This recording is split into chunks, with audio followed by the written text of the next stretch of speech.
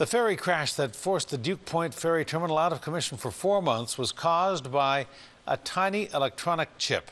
That chip controls the propulsion system on board the Coastal Inspiration, and when it failed, the captain lost the ability to control the speed of the ship, and it slammed into the dock in a hard landing that did millions of dollars in damage. CTV's Louise Hartland shows us tonight BC Ferries is promising to make changes so it doesn't happen again.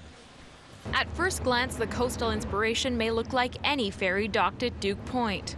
What the untrained eye can't see is more than $380,000 in damage to the ferry and more than $2 million in damage to the dock, sustained when BC Ferries says the vessel came in for a hard landing. Duke Point Terminal has been closed ever since. So now we're doing about 7 knots, and this is roughly when they would have realized that they had no pitch control, and so they went to emergency pitch control. This is the BC Ferries simulator, where crew members train for real-life scenarios such as hard landings. Captain Jamie Marshall says an electronic chip failure caused a propeller to fail on the Inspiration, and by the time the crew realized it was in trouble, it was too late. At the time when they realized they didn't have the pitch, the vessel was very close to the dock, so as they implemented the emergency procedures, they were able to implement them successfully in terms of getting the vessel to stop up before it contacted the dock. Results from a BC Ferries internal review into the accident.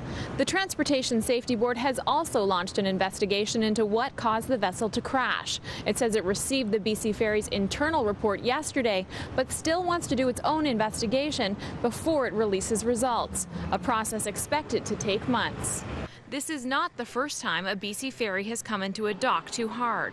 In August 2010, the Queen of Nanaimo slammed into the dock on Main Island, injuring 5 people, caused by incompatible engine parts. The most dramatic happened in June 2005, when the Queen of Oak Bay lost control in Horseshoe Bay, crashing into a dock full of boats. No one was injured.